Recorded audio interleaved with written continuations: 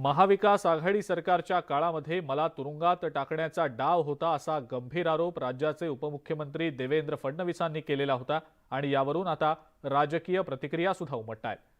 तत्कालीन गृहमंत्री दिलीप वळसे पाटलांनी मात्र हे आरोप फेटाळलेत। तसा कोणताही प्रयत्न महाविकास आघाडीच्या काळात झालेला नसल्याचं स्पष्टीकरण त्यांनी दिलंय। वळसे पाटील खोटं बोलत असल्याचा आरोप भाजपचे प्रवक्ते केशव उपाध्ये यांनी केलाय।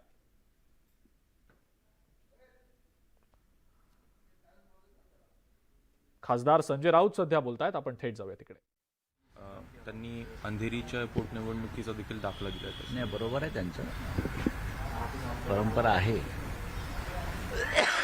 पण अंधेरीची निवडणूक सुद्धा बिनविरोध झाली नाही। निवडणूक झाली, भारतीय जनता पक्ष निवडणूक लढला नाही,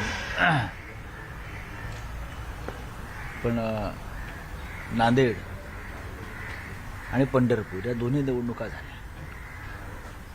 आणि दोन्ही ठिकाणी मृत आमदारांच्या घरातले जवळचे नातेवाईक उभे होते, तरी त्या निवडणूक झाल्या। अंधेरीची पोटनिवडणूक हा अपवाद होता, ती मुंबईत निवडणूक होती आणि भारतीय जनता पक्षाला जिंकण्याची अजिबात संधी नव्हती। पण तरीही काल रात्री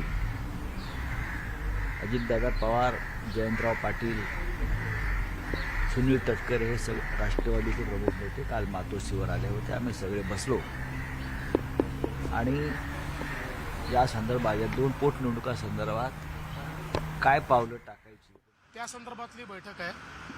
आता मुळातच यावेळी आचारसंहिता सुरू असल्यामुळे आम्हाला अतिशय लिमिटेड अशा प्रकारची परवानगी ही इलेक्शन कमिशनने दिली आहे। त्यामुळे या बैठकीत कुठल्याही मेजर चर्चा आम्हाला करता येणार नाही, पण प्लॅन सादर करून घेता येईल। त्यामुळे ती प्रोसेस आम्ही पूर्ण करू आणि त्यानंतर पुन्हा एकदा आचारसंहिता संपल्यानंतर काही प्रमुख लोकांशी बोलून आणि मग मराठवाड्याला काय देता येईल ते बजेटच्या वेळी आम्ही करणार आहोत। काल दिल्लीमध्ये काय घडलं ते तुम्ही संध्याकाळी सांगितलं, मात्र अमित शहांसोबतही चर्चा झाली मंत्रिमंडळ विस्ताराबाबत, त्याची माहिती दिली। तुम्हाला मंत्रिमंडळ विस्ताराची चर्चा अमित शहांसोबत झालेली नाही, मात्र आम्हाला मंत्रिमंडळ विस्तार करायचा योग्य वेळी तो आम्ही करू। माहितीच्या अधिकारात अशी माहिती आली की तुमचा आणि एकनाथ शिंदे आणि तुमचा जो शपथविधी होता त्याच्यासाठी काल त्याचं उत्तर ऐकलं नाही का? मी कालच दिलं आहे उत्तर त्याचं। सर, आमदार बांगरांनी काल मारहाण केली एका प्राचार्याला। आमदार बांगरांबाबत सातत्याने असले प्रकार घडत आहेत, तुम्ही पण सूचना केल्या होत्या, मुख्यमंत्र्यांनी सूचना केल्या होत्या। मला आता त्याची माहिती नाही नेमकं काय घडलंय, पण त्याची माहिती घेऊन योग्य कारवाई करू। पुण्यात ते 7 लोकांची आत्महत्या काल नदीत सापडले होते, प्राथमिक ती आत्महत्या होतं असं आलं, नंतर आता तो खून आहे आणि कुठल्या तरी हुचाटकी याच्यातनं किंवा करणीबाबत झालाय असं या संदर्भात आता तपास चाललेला आहे, त्यामुळे कुठल्याही कन्क्लुजनवर लगेच पोहोचता येणार नाही। तपास एका योग्य टप्प्यावर पोहोचला की त्या संदर्भात माहिती दिली जाईल। अजित पवारांनी पण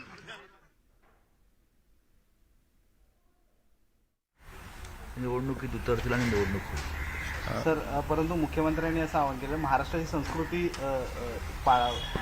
उमेदवार बघा, संस्कृती महाराष्ट्राची काय आहे आणि त्या संस्कृतीची सध्या कशी रोज पायमल्ली होते हे कोणी सांगायला नाही। पंढरपूर आणि नांदेडच्या पोटनिवडणुकीत सुद्धा ही संस्कृती कुठे दिसली नाही, अंधेरीत दिसली, त्याला वेगळी कारणं होती। चला, सर, मंत्रिमंडळाच्या विस्तार संदर्भात काल चर्चा, आमचा काय सांग संजय बांगर जे आहेत त्यांनी आज एका प्राध्यापकाला मारहाण केली वारंवार।